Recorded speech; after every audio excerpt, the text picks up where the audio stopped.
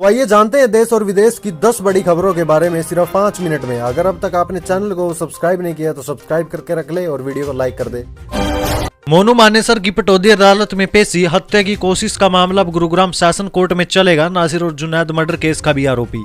राजस्थान के नासिर और Junaid murder case में फंसे गोरक्षक मोनू मानेसर की बुधवार को गुरुग्राम की पटौदी कोर्ट में वीडियो कॉन्फ्रेंसिंग के जरिए पेशी हुई। इस दौरान हत्या के प्रयास के केस को लोअर कोर्ट ने सेशन कोर्ट के लिए कमिट किया। अब गुरुग्राम सेशन कोर्ट में केस चलेगा। इस मामले में 30 नवंबर को अगली पेशी होगी।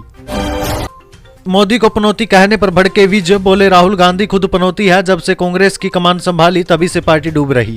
क्रिकेट वर्ल्ड कप 2023 में भारतीय टीम की हार के बाद कांग्रेस नेता राहुल गांधी द्वारा प्रधानमंत्री नरेंद्र मोदी को पनौती कहने पर हरियाणा के गृह मंत्री अनिल विज ने पलटवार किया। गृह मंत्री अनिल विज ने कहा कि ये राहुल गांधी की बौखलाहट है। मैच में किसी की भी हार या जीत हो सकती है, इसके लिए तैयार रहना चाहिए। विज ने कहा कि पनौती तो खुद राहुल गांधी है कांग्रेस के लिए। जिस दिन से ये कांग्रेस के मुखिया बनकर सामने आए हैं तभी से कांग्रेस डूबती जा रही है। जम्मू और कश्मीर के राजौरी में सुरक्षा बलों की आतंकियों के साथ मुठभेड़। सेना के 2 कैप्टन समेत 3 शहीद। जम्मू और कश्मीर के राजौरी जिले में कल सुरक्षा बलों और आतंकवादियों के बीच मुठभेड़ हो गई। इस दौरान सेना के 2 कैप्टन समेत 3 जवान शहीद हो गए। जम्मू कश्मीर पुलिस के मुताबिक कल सुबह 9 बजे सेना को आतंकियों के छिपे होने की सूचना मिली थी। इसके बाद सर्च ऑपरेशन चलाया गया। एनकाउंटर में सेना के 2 कैप्टन समेत 1 जवान शहीद हो गए, जबकि 1 जवान गंभीर रूप से घायल हो गया, जिन्हें इलाज के लिए उधमपुर ले जाया गया है। पुरानी पेंशन को रक्षा कर्मियों का भरपूर समर्थन। 99.9% ने अनिश्चितकालीन हड़ताल के पक्ष में की वोटिंग।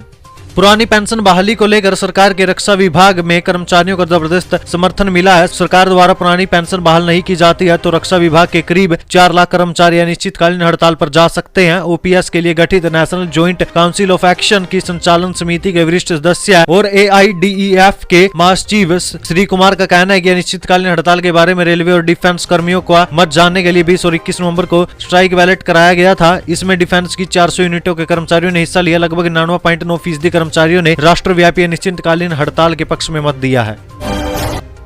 बीमारी के कारण भर्ती होना पड़ रहा है अस्पताल में तो आयुष्मान कार्ड धारक ऐसे करवा सकते हैं मुफ्त इलाज।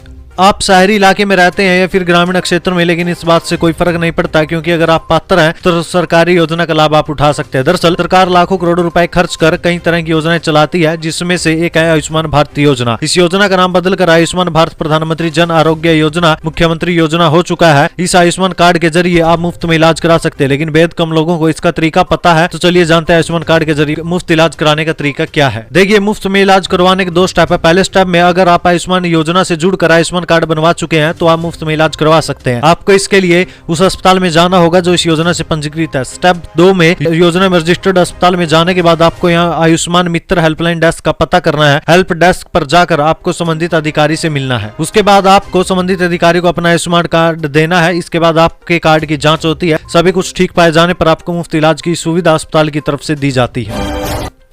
अब राजस्थान में कांग्रेस कभी सत्ता में नहीं आएगी। डूंगरपुर में गरजे पीएम नरेंद्र मोदी। राजस्थान विधानसभा चुनाव के प्रचार अभियान के अंतिम दौर में पीएम मोदी कल डूंगरपुर में रैली को संबोधित कर रहे थे, जहां पीएम मोदी ने रैली में कहा कि अब राजस्थान में कांग्रेस की सरकार कभी सत्ता में नहीं आएगी। राजस्थान में गहलोत की सरकार नहीं आएगी। घोटाले करने वाले चुन चुन कर साफ होंगे। लाल डायरी में कांग्रेस के काले सच है। राजस्थान में बच्चों के भविष्य से खिलवाड़ हो रहा है। ऐसे में राजस्थान कांग्रेस का सुपड़ा साफ होना तय। इस बार राजस्थान में बीजेपी की ही सरकार बनेगी। अग्निपथ योजना ने देश की रक्षा करने के लाखों युवाओं के सपने तोड़ दिए। राहुल गांधी। कांग्रेस नेता राहुल गांधी ने सेना में अल्पकालिक भर्ती की अग्निपथ योजना को लेकर केंद्र की नरेंद्र मोदी सरकार पर निशाना साधते हुए बुधवार को कहा कि ये योजना लाकर देश की रक्षा करने वाले लाखों युवाओं के सपनों को तोड़ दिया गया है। राहुल गांधी धौलपुर के राजाखेड़ा में एक चुनावी रैली में बात कर रहे थे। उन्होंने सवाल उठाते हुए कहा कि अग्निपथ योजना क्यों आई, क्योंकि नरेंद्र मोदी जी ने आपके GST का पैसा आपकी जेब से निकाल कर सीधा उद्योगपतियों की जेब में डाल दिया और लाखों युवा जो 4 बजे सुबह उठते हैं, देश की रक्षा करना चाहते हैं, उनका सपना खत्म कर दिया, उनका दिल तोड़ दिया। कांग्रेस और गांधी परिवार भारत के लिए राहु और केतु। राजस्थान में गृह मंत्री अमित शाह का तंज। राजस्थान में चुनाव प्रचार के दौरान केंद्रीय गृह मंत्री अमित शाह ने कांग्रेस और राज्य की गहलोत सरकार पर जमकर निशाना साधा। उन्होंने चुनावी सभा में कांग्रेस और गांधी परिवार को भारत की राहु और केतु करार दिया। केंद्रीय मंत्री ने राजस्थान पेपर लीक को लेकर सीएम अशोक गहलोत पर भी जमकर निशाने साधे। उन्होंने कहा 3 दिसंबर को राजस्थान से कांग्रेस जा रही है और बीजेपी आ रही है। भारत के भविष्य में जो भी परेशानियां पैदा हुई है वह केवल गांधी परिवार और कांग्रेस के कारण हुई है। कांग्रेस पार्टी और गांधी परिवार भारत के लिए राहु और केतु है। पनौती ने हरवा दिया। पीएम मोदी के खिलाफ बयान दे घिरे राहुल गांधी। चुनाव आयोग पहुंची बीजेपी, एक्शन की मांग। राजस्थान के जालोर में प्रधानमंत्री नरेंद्र मोदी के खिलाफ राहुल गांधी पनौती वाला बयान देकर घिर गए हैं। बीजेपी राहुल के खिलाफ चुनाव आयोग तक पहुंच गई और एक्शन की मांग कर रही है। बीजेपी प्रतिनिधिमंडल ने चुनाव आयोग को सौंपे गए अपने ज्ञापन में कहा कि हम निर्वाचन आयोग से अनुरोध करते हैं कि अर्जुन खड़गे और राहुल गांधी के खिलाफ उनके लगातार धोखाधड़ी, आधारहीन और अपमानजनक आचरण के लिए उचित कानूनी कार्रवाई करके तत्काल हस्तक्षेप किया जाए और उनके खिलाफ निषेधात्मक आदेश पारित किया जाए। पराली जलाने वाले किसानों को लग सकता है बड़ा झटका, सुप्रीम कोर्ट ने दिया एमएसपी दायरे से बाहर करने का सुझाव। दिल्ली एनसीआर में वायु प्रदूषण के लिए जिम्मेदार पराली जलाने की घटनाएं नहीं रुकने पर सुप्रीम कोर्ट ने मंगलवार को कड़ी नाराजगी भी जताई थी। शीर्ष अदालत ने इसे गंभीरता से लेते हुए पंजाब व अन्य राज्यों में पराली जलाने वाले किसानों को एमएसपी के बुनियादी ढांचे के दायरे से बाहर करने का सुझाव दिया। जस्टिस संजय किशन कौल और सुधांशु धूलिया की पीठ दिल्ली एनसीआर में वायु प्रदूषण कम करने की मांग को लेकर दाखिल याचिकाओं पर सुनवाई के दौरान ये टिप्पणी कर रही थी।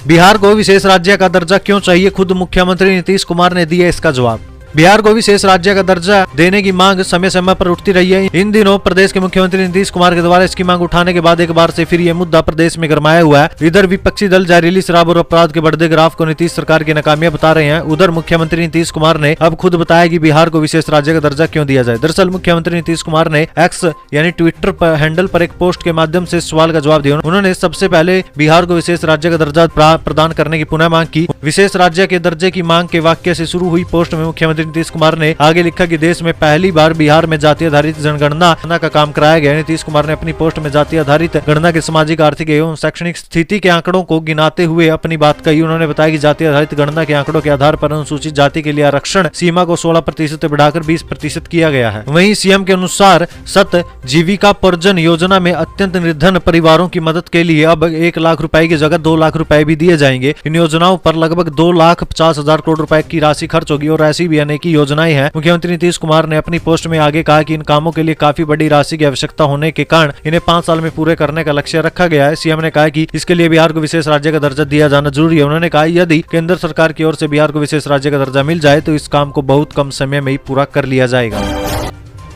यूपी में होते तो मेरा बुलडोजर दंगइयों को ठीक कर देता, राजस्थान में अशोक गहलोत पर बरसे सीएम योगी। यूपी के सीएम योगी आदित्यनाथ ने राजस्थान की अशोक गहलोत सरकार पर निशाना साधा। योगी ने कहा कि राज्य में सरकार नहीं चल रही है बल्कि माफियागिरी चल रही है। योगी ने कहा कि 2 साल पहले सड़कों पर तलवारें लहरा रही थी, अगर यूपी में भी ये दंगई होती तो मेरा बुलडोजर इनको ठीक कर देता। राहुल बोले जेब कतरा अकेला नहीं आता, 3 लोग आते हैं, ध्यान भटकाने वाले मोदी, जेब काटने वाले अडानी और लाठी मारने वाले शाह।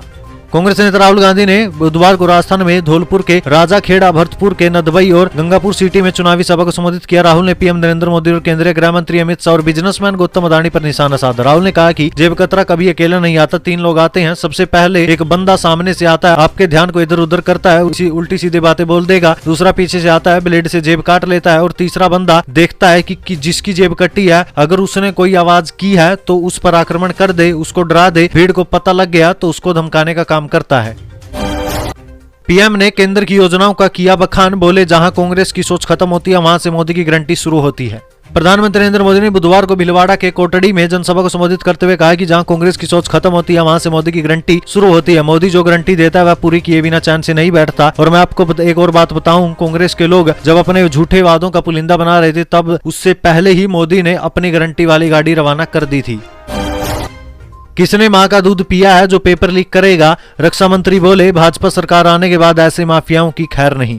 केंद्रीय मंत्री राजनाथ सिंह ने राजस्थान में पेपर लीक मामलों को लेकर गहलोत सरकार पर निशाना साधा। राजनाथ सिंह ने कहा कि सरकार ने युवाओं के भविष्य के साथ खिलवाड़ किया है। राजस्थान में भाजपा की सरकार आ जाए तो मैं देखना चाहता हूं कि किसने अपनी मां का दूध पिया जो पेपर लीक जैसी घटना करे। आपको विश्वास दिलाता हूं कि कोई बहन बेटियों की तरफ नजर उठा के देखेगा तो उसकी खाट खड़ी कर दी जाएगी।